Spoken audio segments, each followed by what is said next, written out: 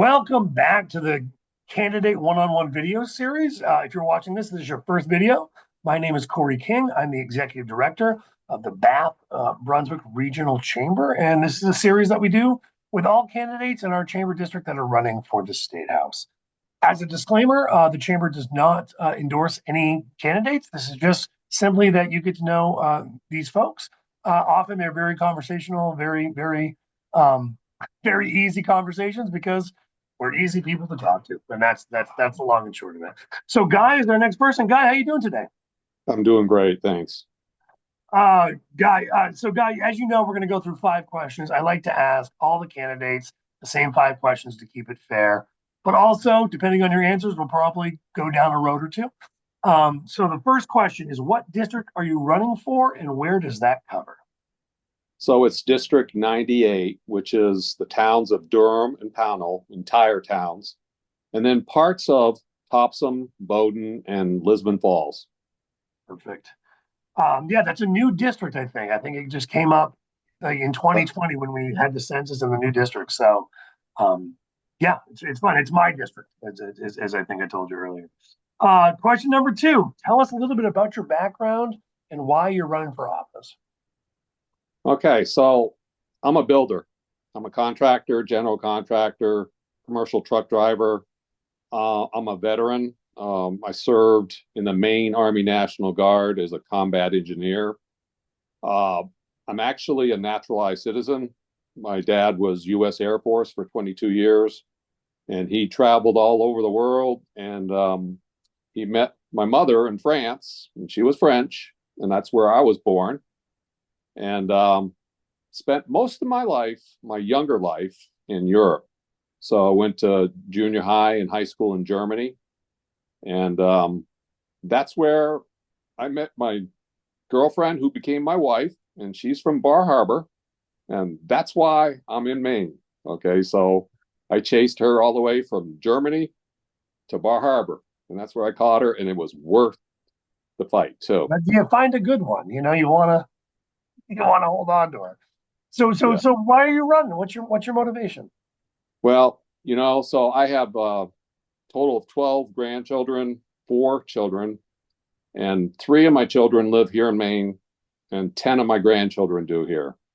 And so they're the main reason why I'm running. It's getting so expensive to live here in Maine that we have to change things. We have to make it more affordable to live here.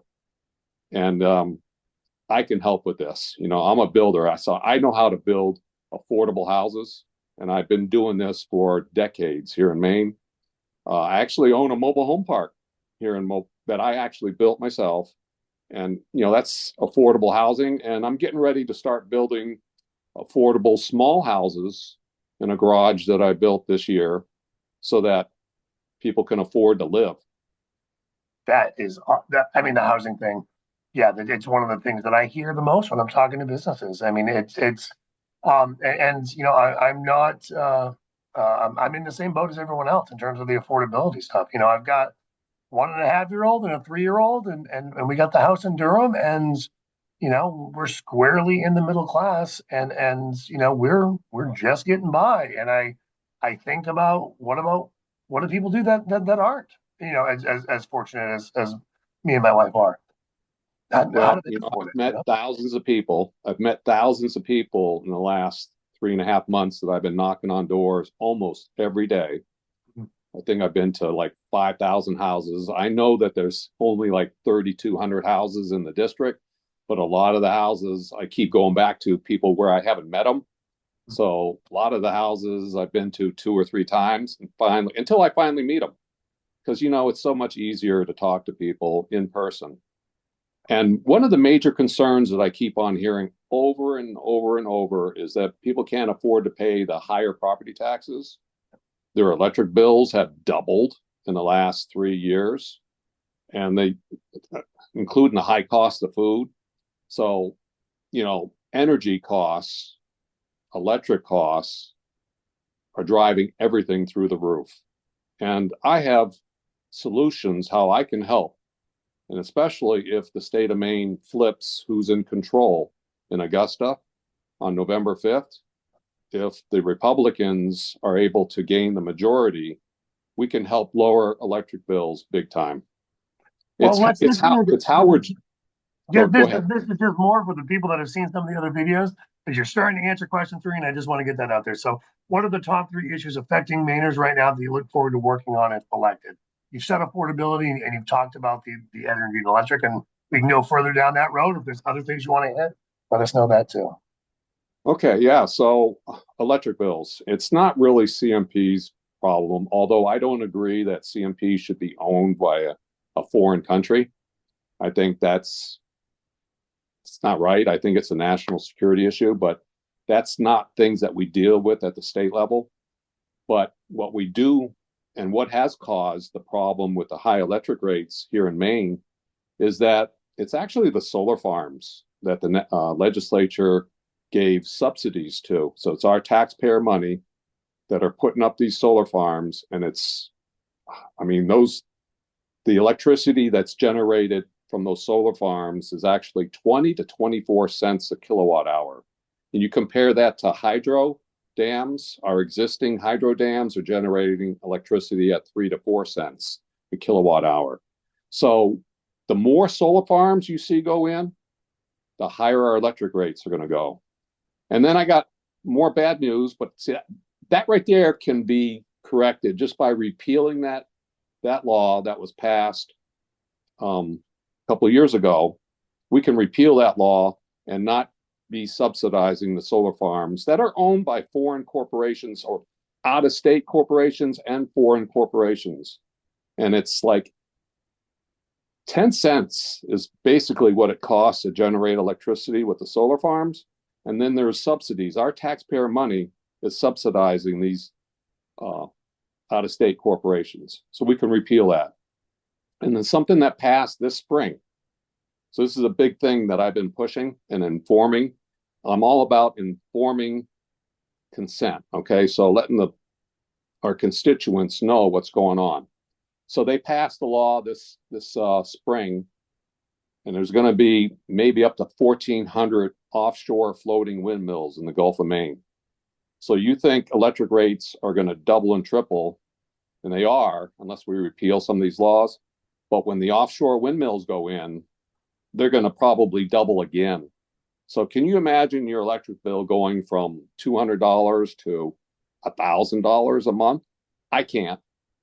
So that's why, and it was single party rule in Augusta that did this for the last 6 years, single party, and it wasn't my party. Okay, so we tried to inform the public and convince the other party that this was bad news, but they wouldn't listen. So these windmills that are going into the Gulf, these floating offshore experimental windmills, are not only going to raise our electric prices considerably, but they're also going to ruin the environment. They're actually going to heat up millions of gallons of water from 45 degrees to 90 degrees, and it's going to be chlorinated, and it's going to be dumped right back into the ocean. And we can't do that. So the fishermen and the lobstermen, they're all going to lose their jobs probably within 5 years. And then that food that we use out in the Gulf of Maine, we're going to have to look to other sources for farmed raised fish. And who knows what country we're going to be buying that from. So I have major concerns. Well, that's something you've definitely looked into. Other things off the energy and affordability front. It doesn't have to be. You've given us a lot, but other items or topics on your mind. Well, property taxes are going out of the roof too, so we got a $948 million shortfall in the budget that's coming up for 2026. And that's that single party rule in Augusta that's caused this. Okay. So we have a balanced budget and amendment here in Maine. In fact, all 50 states have it. So we're going to have to balance the budget, and people can't afford to pay higher taxes than what they're paying right now. In fact, taxes have to come down. So how are we going to do that? Well, we're going to have to make some budget cuts. And it's not going to be the programs that we absolutely got to have. There's, I've been listening to different places like Safe Voices, where about the domestic abuse and sex trafficking.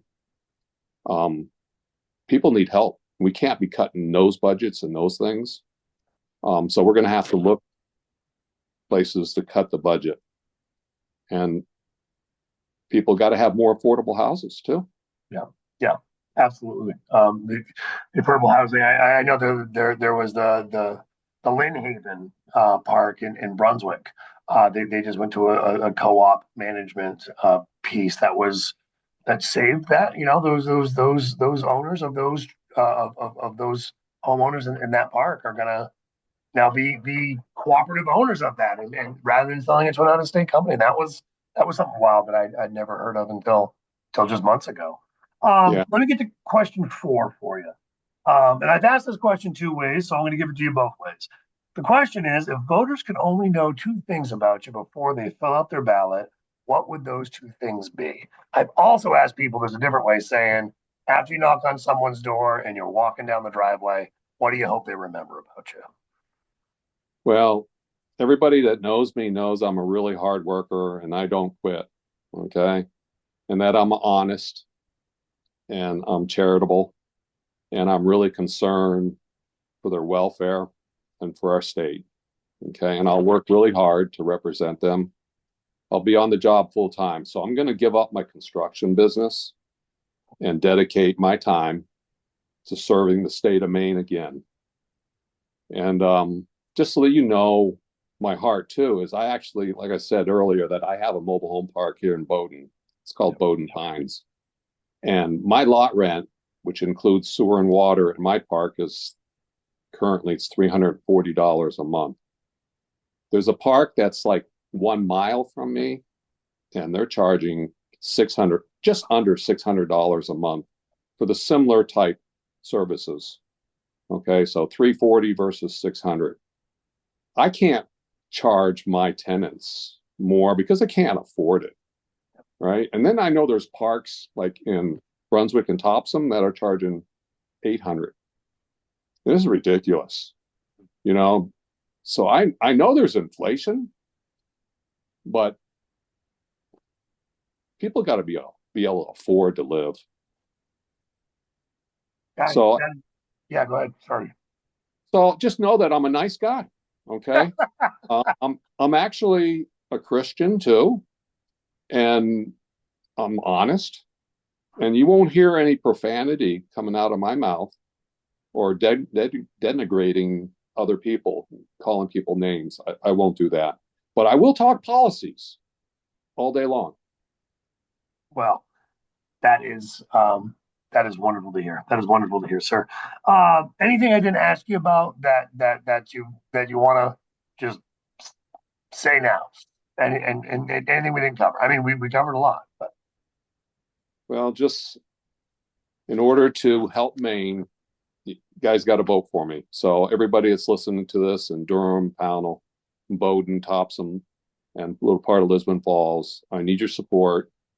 Please vote for me, and I will work for you. I will work for the state of Maine, for your children, your grandchildren. last question, Guy.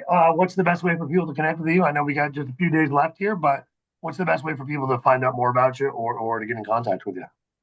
Well, the easiest way is to call me, text me. My email is guylebida@gmail.com. It's real easy. Facebook page, Guy Lebida. Let's build a better Maine. So any of those methods work. Awesome. Guy, thank you so much. Certainly appreciate it. Good luck in these final days and hope to talk soon. Hey, thanks, Cory.